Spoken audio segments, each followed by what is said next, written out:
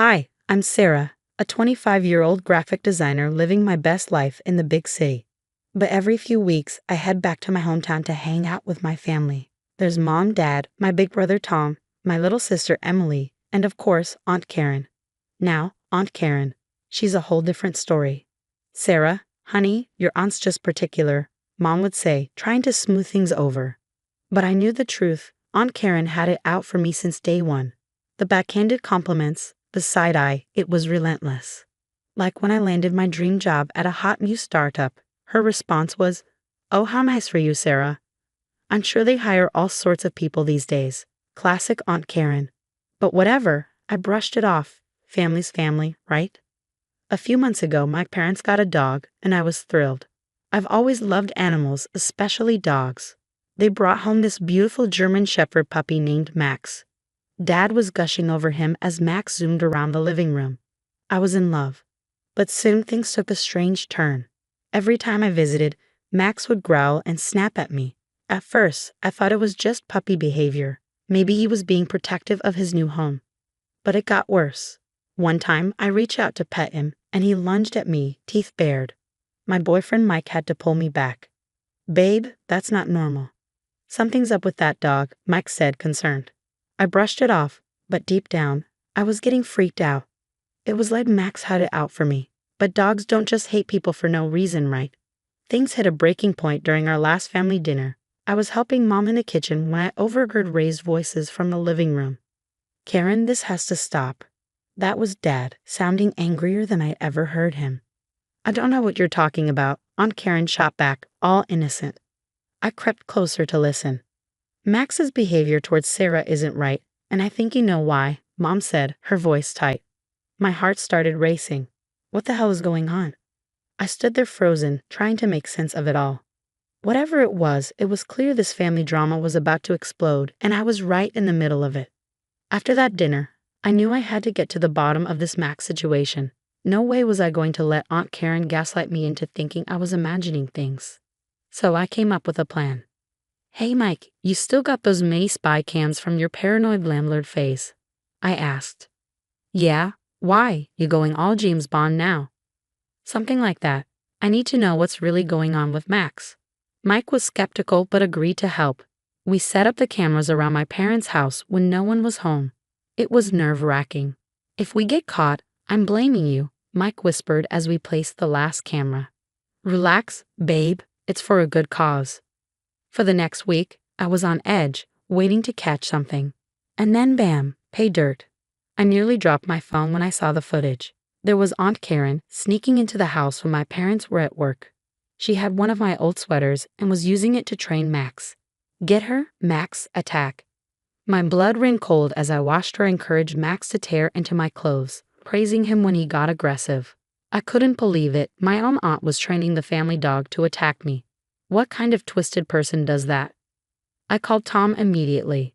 "Tom, you're not going to believe this. I've got proof Aunt Karen's been training Max to attack me." "Whoa, slow down, Sarah. That's a serious accusation." "Are you sure?" "I've got it on video, clear as day." Tom, ever the lawyer, switched into problem-solving mode. "Okay, don't do anything yet. Let me come over and see the evidence." When Tom saw the footage, he looked like he was going to be sick. Jesus Christ, Sarah. I don't even know what to say. We decided to show our parents that night. To say they were shocked is an understatement. Mom kept repeating, "I can't believe this," while Dad sat there stone-faced, watching the video on loop. "We need to confront Karen," Dad finally said. And that's exactly what we did. The next family dinner felt like walking into a war zone.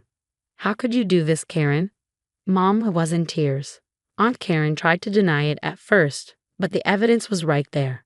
"It's obviously fake. Sarah's always been jealous of me. She probably doctored that video," she spat, her voice trembling.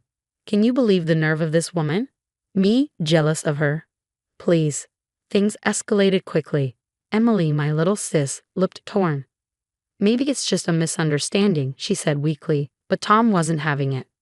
"There's no misunderstanding here, It's clear as day what's going on." The family split right down the middle. Mom, Dad, and Tom were on my side. Emily and a couple of cousins bought into Aunt Karen's innocent act. As for me, I was a mess.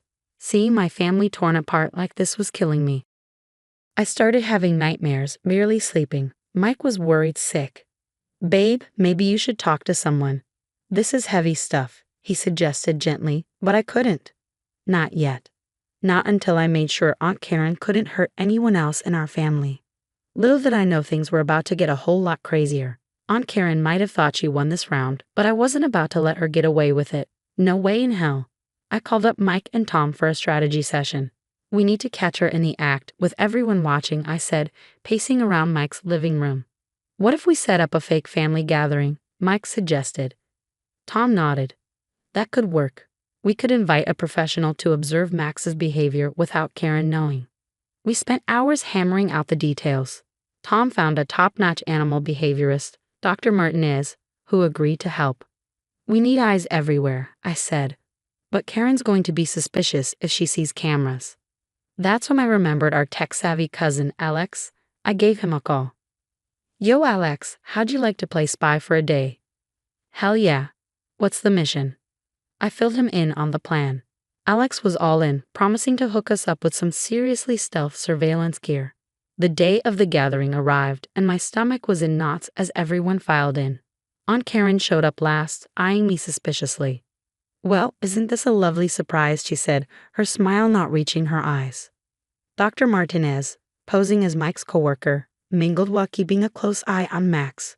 We'd set up several scenarios to trigger Max's aggression toward me.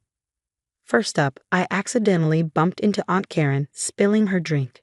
Oh my God, I'm so clumsy. Let me help you clean up. As I reached for a napkin, Max started growling fiercely. Dr. Martinez raised an eyebrow, scribbling in his notebook. Next, I offered to help Mom in the kitchen, passing close to Max. He lunged at me, barking like crazy. Whoa, Mike yelled, pulling me back. That was close. I saw Karen smirking from across the room. Dr. Martinez pulled Tom aside. This behavior is highly unusual. It's clear the dog has been trained to target your sister specifically. We were building our case, but we needed that smoking gun. Time for the final act. I announced I was heading upstairs to grab something from my old room. As expected, Aunt Karen made an excuse to follow me.